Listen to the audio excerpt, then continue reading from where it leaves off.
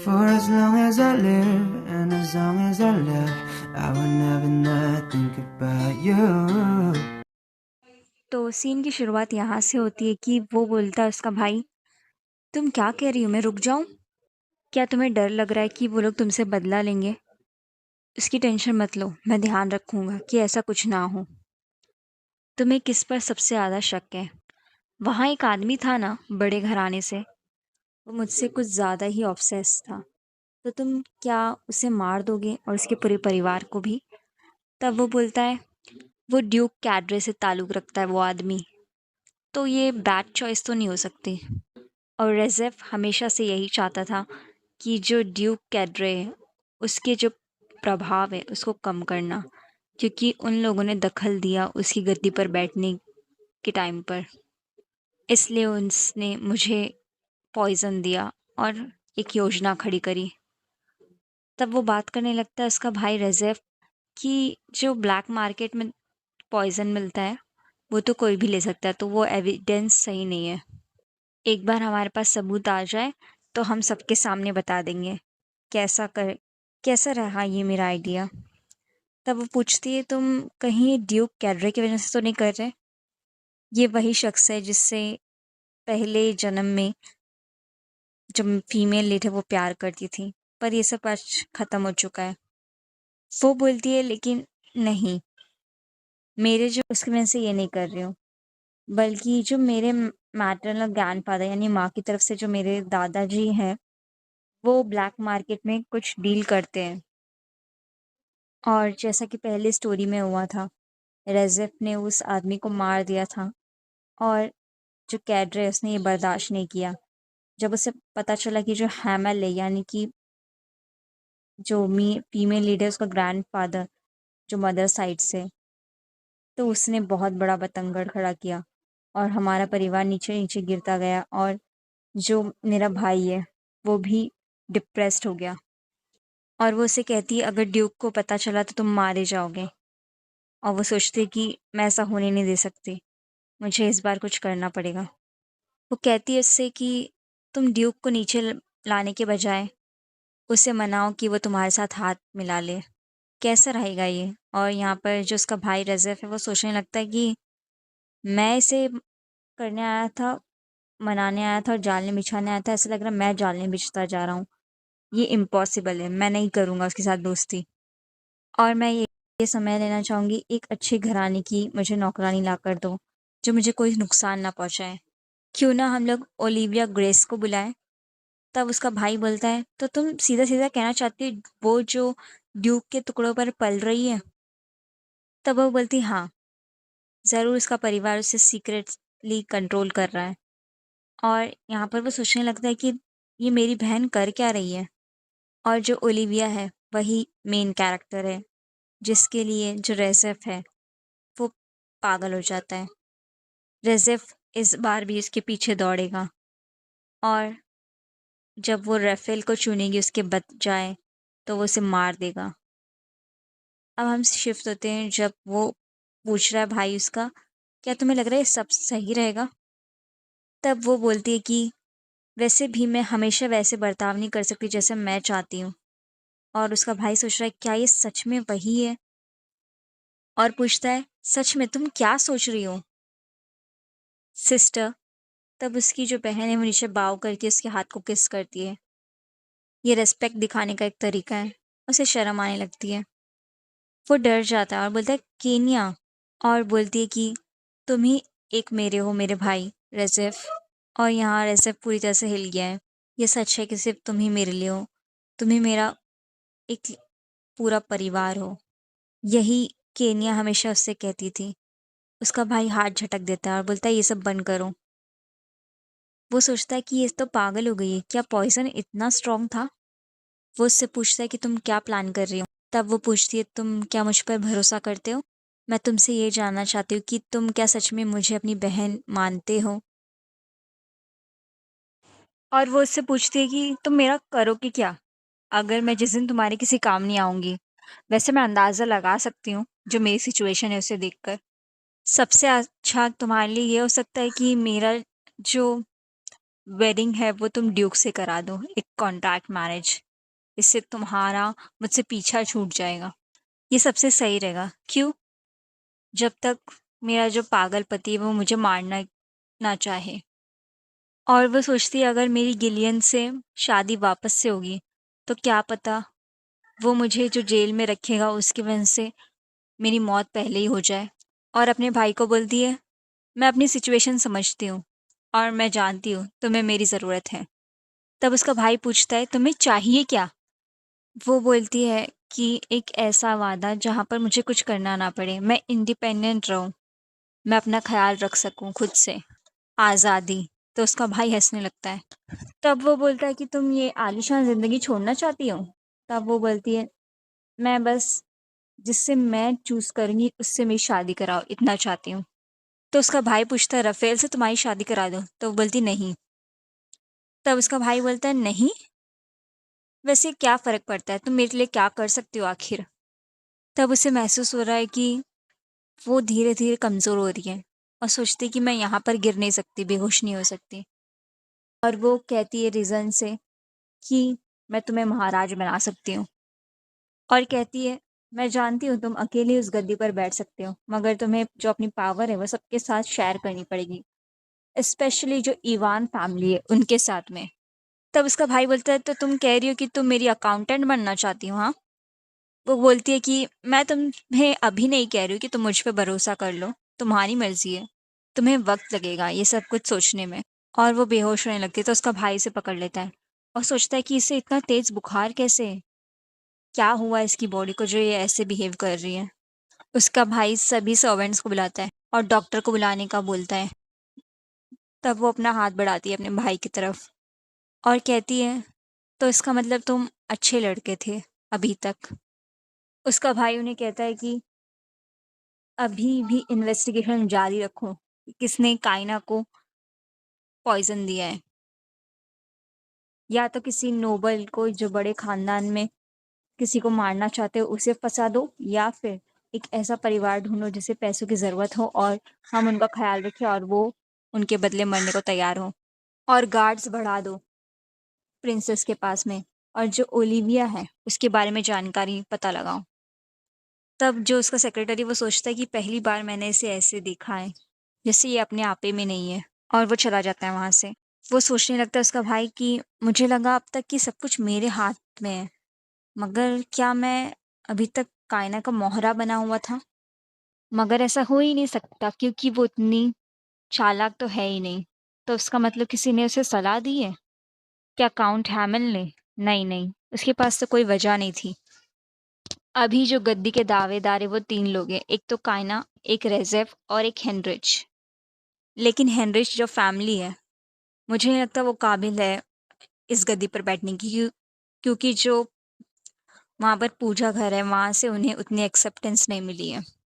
उनके जो जनरेशन है उसमें एक अजीब-सी बीमारी फैल गई और किसी ने उस पर ध्यान भी नहीं दिया। मगर अचानक से एक आदमी, जिसे गैंगस्टर कहा जा रहा था, उसके ग्रुप को, वो द ग्रैंड ड्यूक हेनरिच, उसने पूरा तख्ता-पलट कर दिया। उसने जो मिस्ट्रेस थी उस टाइम के महाराज की, उसे कैद कर लिया और जब उसे सताने का काम उसका पूरा हो गया, उसे तबाह कर दिया। और उसने फिर धमकाया महाराज को कि वो कहे कि हम लोग उन्हीं के फैमिली से बिलॉन्ग करते हैं, नहीं तो वो कुछ। उसका भाई सोचने लगता है अगर मेरे पास काश आर्मी होती, तब मैं कायना का इस्तेमाल कर सकता था और येस्टर हेनरिच को भी काबू में रख सकता था। अभी उसकी आँखों में जो कायना, उसकी आँखों में सिर्फ़ भूख नहीं दिख रही है, बल्कि एक चमक भी दिख रही है। वो नीली आँखें जो मुझे सीधे मेरी आँखों में देखती हैं। वो सोचता है कि कायना, मुझे तुम्हारे साथ कैसे डील करना चाहिए आखिर, मेरी प्यारी ब्यूटीफुल डॉल। तभी हम लोग देखते हैं सीन सीधा शिफ्ट होता है। एक आदमी जहाँ पर चिल्ला रहा है कि मैं उससे बहुत प्यार करता हूँ, तुम दोनों हमें अलग नहीं कर सकते।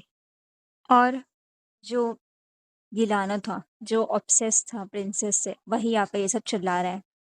और लोग जो हैं वो बोलते हैं कायना को कि जिसने आपको पॉइज़न देने की कोशिश की थी, उसे आज मारा जा रहा है। क्या आप देखने आना चाहेंगी? तो वो बोलती नहीं। और सोचती आज 15 दिन हो गए जब ये सब कुछ हुआ था।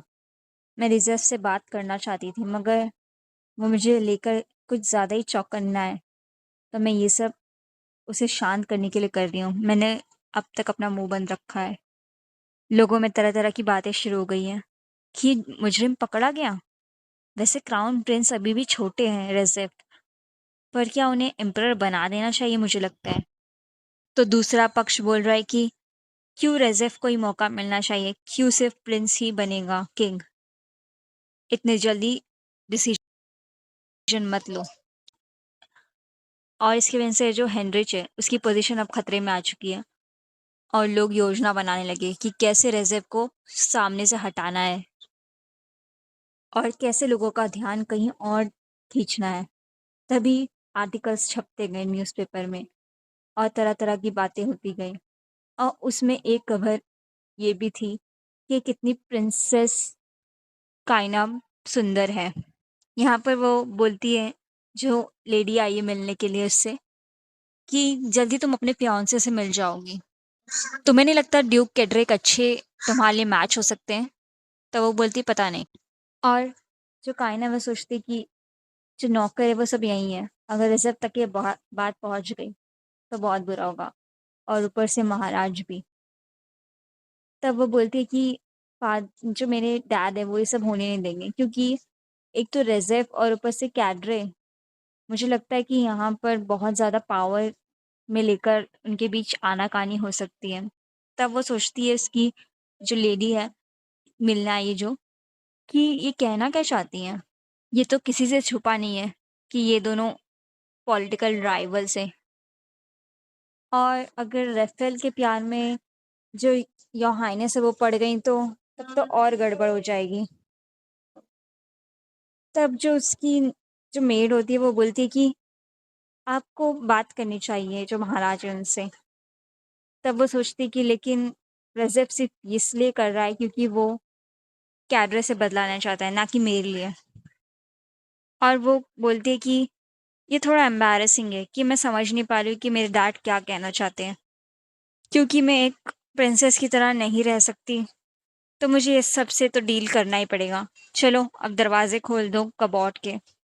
जल्द ही एक बैंक्वेट होने वाला है, क्योंकि जो कायना है वो अपने लीगल एज में पहुँचने वाली है। सब कुछ पहले से ही तय है। सब उसकी तारीफ़ कर रहे हैं कि आप तो बिल्कुल डॉल लग रही हैं। ऐसा लग रहा है कि ये जो रोज़ आप पे लगे हैं, बहुत सुंदर। और वो लोग बोलने लगते कि वो तो पहले से सुंदर हैं ही, मगर मुझे नहीं लगता कि इस पूरे जगह में कोई इनसे ज़्यादा सुंदर होगा। तब वो सोचने लगती है कि वही इनकी बातें मुझे मनाने के लिए। शायद जो कायनात थी उसे ये सब पसंद होगा और वो लोग सोचने लगते हैं कि वो तो उस तरह से जवाब ही नहीं दे रही हैं किसी चीज़ का, जैसे वो देती थीं। ऐसा लगता है जैसे ये पूरी तरह से बदल चुकी हैं पॉइज़न पीने के बाद में। क्या सिर्फ़ ये मैंने ही नोटिस किया है? सब उसे पसंद कर रहे हैं क्योंकि वो अब पहले से ज़्यादा नरम दिल हो गई है। पर मुझे नहीं लगता कि ये बात को इग्नोर करना चाहिए। और तभी कायना सोचने लगती है कि इसका नाम शायद वेरा था। ये जल्दी से ऑब्ज़र्व कर लेती है और चीज़ों को पकड़ लेती है। लगता है कि इनमें से यही सबसे ज़्यादा मेरे काम आ सकती है। जो भी नौकरानी है, वो सारी की सारी सभी नोबल फैमिली से आती हैं और ये लोग प्रिंस इससे कुछ चाहती हैं।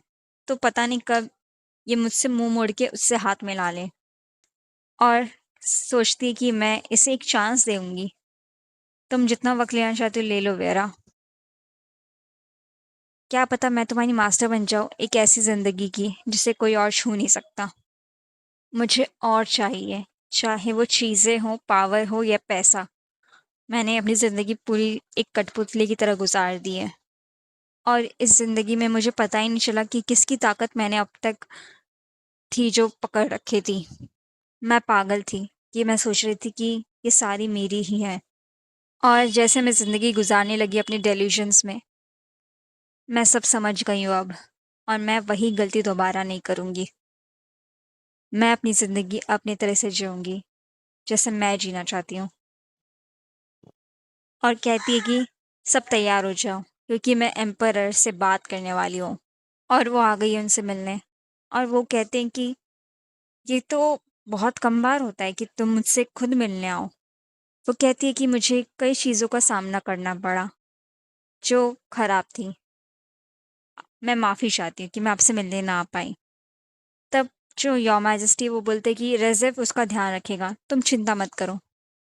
और वो सोचती कि मैं रेज़िफ़ को अपने पर शक करने का मौका नहीं दे सकती। ये जो महाराज है वो हमेशा अपनी बेटी से नाराज़ रहते थे कि उन्हें कैसी बचकानी सी बेटी मिल गई है। तो उसने भी यही किया और वो उन सबसे दूर हो गई, जो केनिया थी। और महाराज उन्हें पता है, एक अंदाज़ा वो लगा सकते हैं कि जो रेज़ेफ़ है, उसी ने पॉइज़न दिया था केनिया को। और कहते कि तुम चाहो तो मैं पता लगा सकता हूँ असली मुजरिम कौन है। तब वो बोलती है कि मुझे चलेगा कि आप इस तरह से डील करें, वैसे भी ये बहुत इम्पोर्टेंट मैटर है। मैं बस अपनी बेटी होने का फ़र्ज़ निभाने आई हूँ। और वो कहती है कि रेसिफ अभी छोटा है, आप उसे ज़्यादा क्रेडिट दिया कीजिए। तब महाराज सोचते हैं कि तुम ये सब कह रही हो जबकि तुम जानती हो कि रेसिफ ने ये सब कुछ किया है। तो इसका मतलब जो अफ़वाहें थी वो सारी सच थी। वो बोलता है कि तुमने सही कहा, वैसे भी अपने नसीब के साथ वो पैदा हुआ है और तुम्हारी एज ऑफ सेरेमनी आ रही है। तो मैं चाहता हूँ कि मैं तुम्हें कुछ गिफ्ट दूँ। तो चलो देखते हैं। और वो सोचती है कि मैं राफ़ेल जो है उसे तो नज़रअंदाज नहीं कर सकती। मैं उसे याद तो करूँगी क्योंकि मुझे इसकी पावर की ज़रूरत है अभी।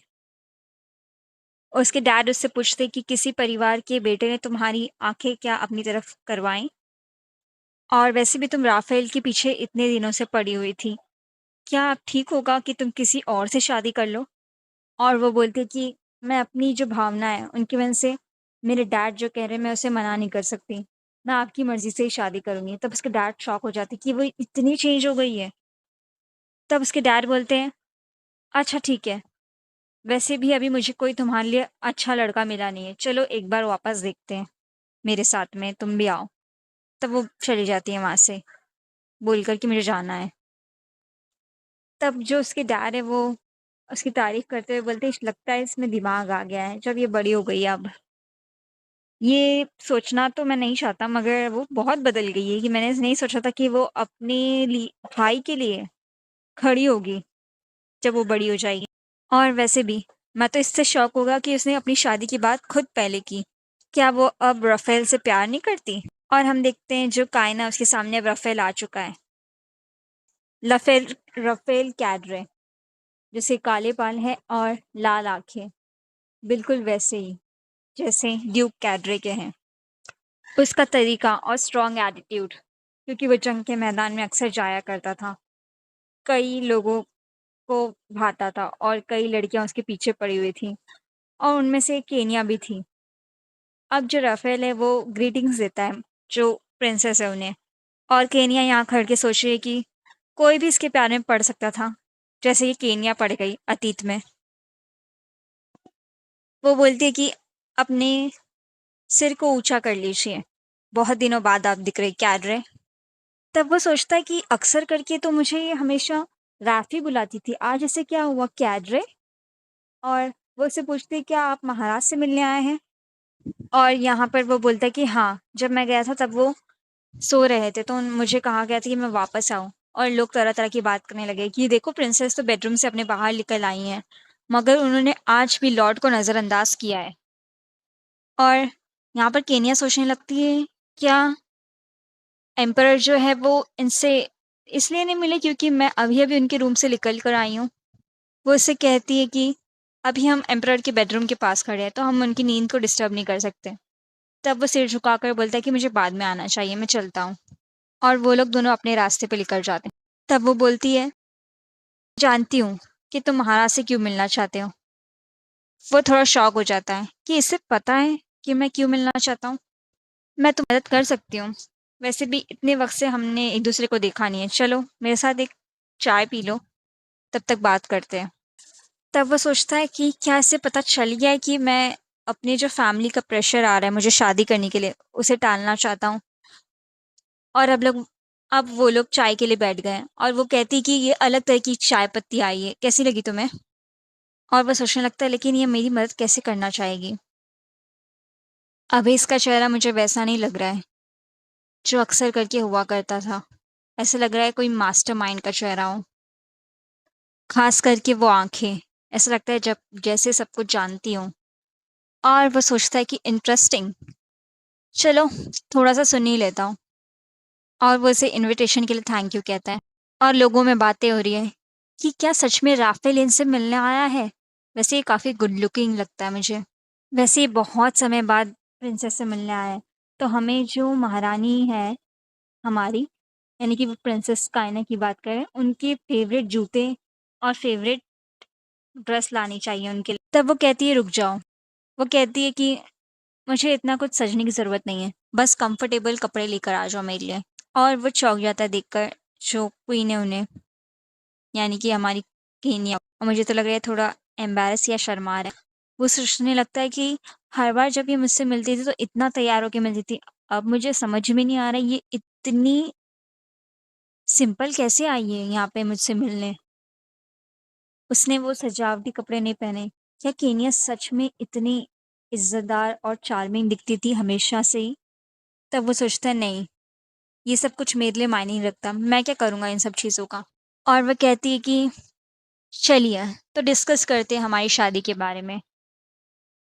और तब वो पूछता है कि तुम्हें कैसे पता कि मुझे शादी के लिए कहा जा रहा है। तब वो कहती है इतना जानना मुश्किल भी नहीं था, आप इतने बड़े परिवार से बिलोंग करते हैं, पर मुझे नहीं लगता कि तुम शादी में इंटरेस्ट रखते हो। और वो सोचने लगती है कि मुझे इसे पता नहीं लगना देना चाहिए कि इससे माइसोफोबिया है, ये मुझे पता है। माइसोफोबिया यानी कि डस्ट और जो गंदगी से डर। बस इसकी जो क्लोज़ फ्रेंड्स हैं उन्हें ये बात पता थी।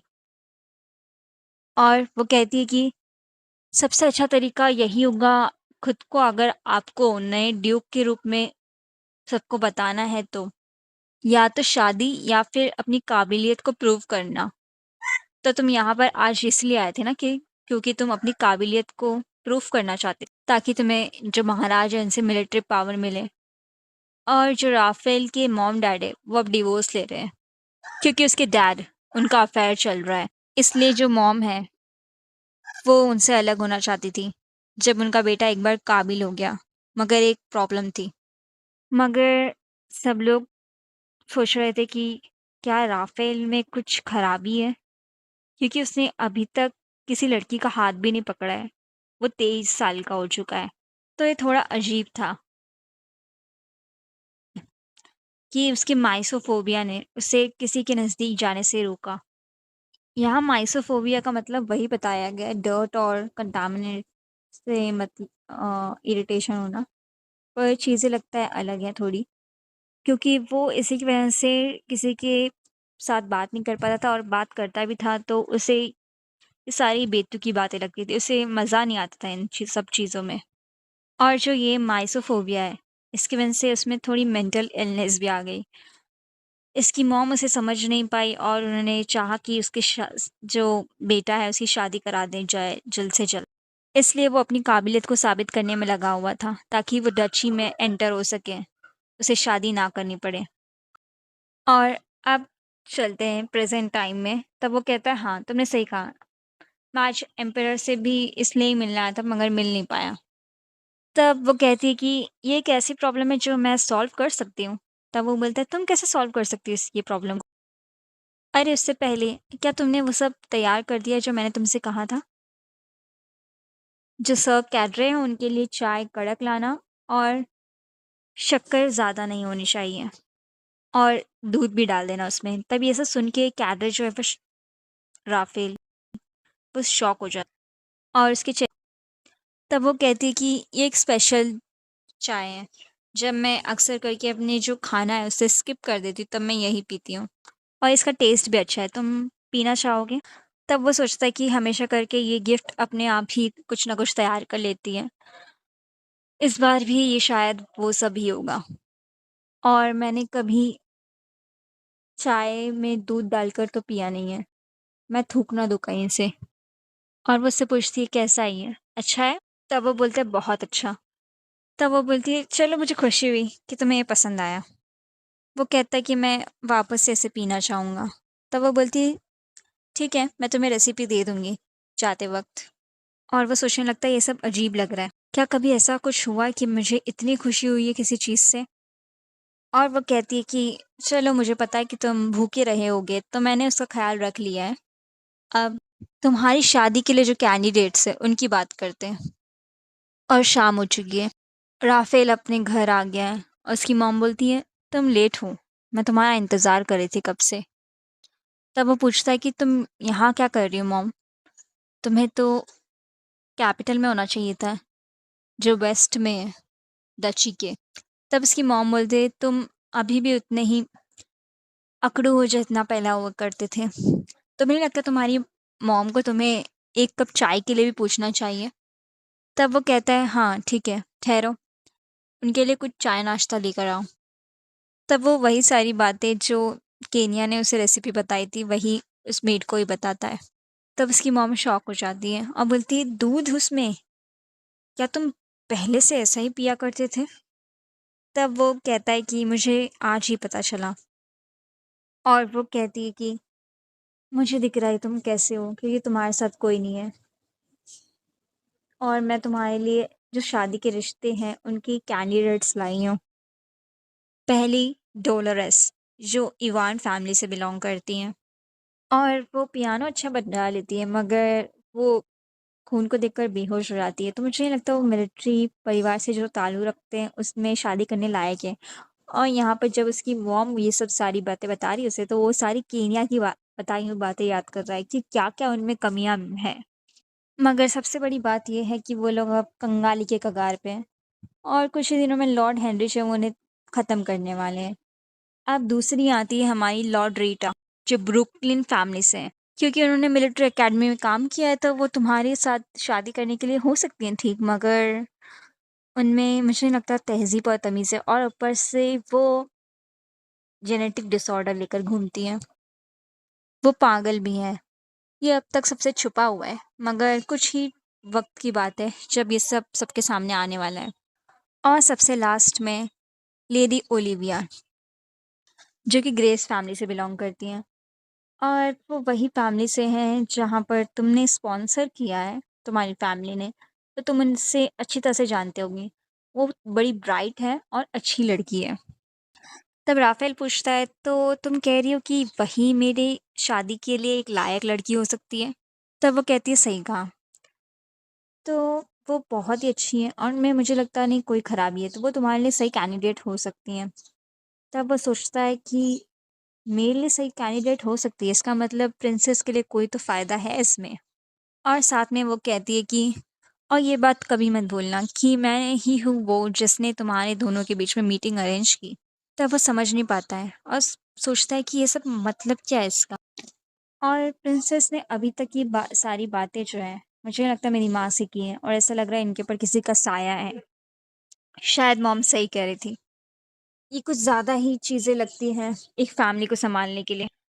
फिर भी एक-दूसरे को टच करना और मीठी-मीठी बातें कहना जो बेफ़िज़ूल की हैं, ये सब बातें वो सोचने लगता है। अब देखते हैं। और सोचता है, मुझे तो नहीं लगता है मुझसे हो पाएगा और वो अपनी मॉम से कह देता है, मैं नहीं चाहता मैं शादी करूँ और ना ही मेरा इरादा है कोई। उसकी मॉम कहती है, ये तुम डिसीज़न नहीं ले सकते। ये सारा परिवार इस पे डिपेंड होता है, ठीक है? वो सोचता है कि ये अब ये टॉपिक क्यों लेकर आई हैं? ये क्या सोच रही हैं? ऐसा लगता है मुझे प्रिंसेस से वापस मिलना पड़ेगा। और नई सुबह हो चुकी है, यहाँ पर चाय और बिस्किट्स की बातें हो रही हैं और सभी में बातें हो रही हैं। क्या हुआ है उन्हें, प्रिंसेस को, केनिया को? वो इतनी चेंज कैसे हो गई? वो इतनी बदल गई हैं कि उन्हें गुस्सा ही नहीं आता और ना ही वो मुझ पर चिल्लाती है जब मैं कोई गलती करती हूँ। मैं सच कहूँ तो मैं बहुत खुश हूँ। उस पॉइज़न ने कुछ तो काम किया। मैं तो शुक्रगुज़ार हूँ उसकी। अब तो वो आसानी से काबू में आ जाती है केनिया। तभी कोई पीछे से इसी लेडी को आवाज़ देता है और कहता है कि तुम यहाँ पर टाइम पास कर रही हो? तुम्हें तो कमरा ठीक करना था उनका। और कहती है कि प्रिंसेस क्यों वेट करे तुम्हारा? तभी वो बोलती है लड़की कि हर हाइनेस तो कुछ नहीं कहती, तुम कौन होती हो? तुम मुझे क्यों ये सब कह रही हो?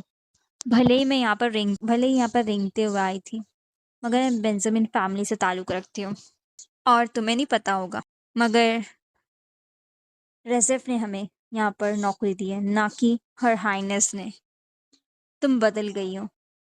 क्या तुम्हें लगता है कि योर हाइनेस जो है वो थोड़ी सुंदर क्या है तो तुम सब कुछ भूल गई?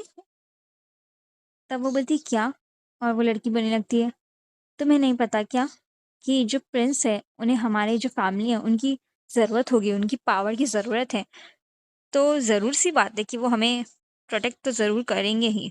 तब वो लोग कहने लगते हैं, हाँ, हाँ, वैसे भी उन्होंने कहा है कि हमें इन पर नज़र रखनी है केनिया पे। और कहने लगते हैं, बस हमें जो रेज़ेफ़ है उनके सामने सुंदर दिखना है और कुछ नहीं। तो जो तुम कह रही हो वो बहुत बेकार लग रहा है।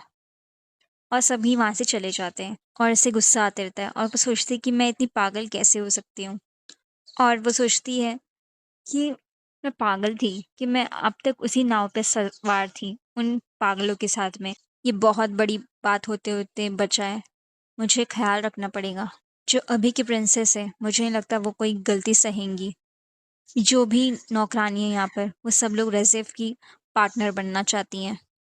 वही एक प्रिंस है इस पूरे एम्परर में, जिसकी इतनी प्यारी और शहद जैसी आवाज़ है और उसकी पर्सनैलिटी भले वो कितनी घटिया ना हो, मगर उसका बैकग्राउंड अच्छा है तो लोग उसे नज़रअंदाज कर देंगे। उसका एक क्रूर और कोल्ड हार्टेड एटीट्यूड, ये सब कुछ प्यार से ही ख़त्म हो सकता है। ये सब बस सोच है, बेकार सी सोच। वो जो पागल करना और जो पागल लोग हैं, उन्हें अपनी औकात में रहना चाहिए। बस मैं यहाँ पर अपनी वैल्यू बनाने आई हूँ और कुछ नहीं। ये कोई मायने नहीं रखता कि कौन इसे पहचानता है और कौन नहीं। और वो वेरा, वो सभी लोगों को अपने पास बुलाकर बैठाएगी और सभी को अपने दिमाग से चलाने की कोशिश करेगी। तभी जो केनिया बोलती है, तुम चालाक हो एनी। तुम्हारा स्ट्रॉन्ग जजमेंट और ये पता लगाना कि कौन सही है और कौन गलत और के साथ खड़ा है ना, तुम्हें काफ़ी दूर तक पहुंचा रहा है। और यहाँ पर बोलती है, मुझे खुशी हुई और वो आई थी कमरे में ये कहकर कि हाँ, मैं बेडरूम साफ करने आई हूँ, मुझे लीदिया ने कहा है, यानी कि वही लड़की जो पहले भाग रही थी। और उसे वो कुछ देती है और बोलती है, ये लो तुम्हारी हिम्मत के लिए एक रिवॉर्ड। और वो सोचने लगती है, लीदिया काफ़ी चालाक है और पहली ज़िंदगी में भी वो रेज़ेफ़ से सारी बातें कह देती थी जो मैं चाल चलने वाली हूँ। वो चाहती थी कोई इससे प्यार करे, मगर रेज़ेफ़ ने उसे मार दिया अंत में। मैं बस चाहती हूँ कि इस बार वो बच जाए। तुम इस घटिया से होल से बाहर निकल आओ लीदिया, जितनी जल्दी हो सके। मेरी तरह मत रहना जो कैद है और नहीं भाग सकती यहाँ से। जो ओरिजिनल स्टोरी है वो राफेल और ओलिविया की शादी से शुरू होती है। राफेल ने अपनी जो खोज है वो शुरू कर दी है, तो कुछ समय की बात है। और जो पहली चीज़ मुझे करनी है वो ओलिविया को अपने आदमी के तौर पर खड़ा करना है मुझे, जो मेरे लिए काम कर सके और मेरा साथ दे सके। वो लोग रॉयल वेसल्स से बिलोंग करते हैं, जो लॉर्ड कैडरे के काम आते हैं। अगर रेज़ेफ़ के मुताबिक वो यहाँ पर आ गई, तो सिचुएशन बहुत बिगड़ सकती है हम दोनों के परिवार के बीच। मुझे कुछ करना पड़ेगा और उन दोनों के जो मिलन है उसको रोकना पड़ेगा, ताकि वो महाराज के इशारे पर आए यहाँ पर, ना कि रेज़ेफ़ के। भले ही दोनों परिवार क्यों ना एक दूसरे के दुश्मन हो, लेकिन एम्परर का कमांड वो उन पर अभी भी लागू होता है। और वो कहती, एनी तुम्हें एक काम करना है, ये लेटर मार्लेट सैलॉन में लेकर जाओ। वो कहती है, मुझे डिलीवर करना पड़ेगा। और उतने में एक मेड आती चिल्लाते हुए, योर हाइनेस अर्जेंट है कुछ। जो प्रिंस रेज़ेफ़ है वो हद से ज़्यादा गुस्से में है। पूरा पैलेस वो ऊपर से नीचे हो गया है क्योंकि वो कुछ ज़िद कर रहे हैं और फसाद खड़ी कर रहे हैं। रेज़ेफ़, वो सोचती है और कहती है, मैं अभी के अभी प्रिंस के पैलेस में जाती हूँ।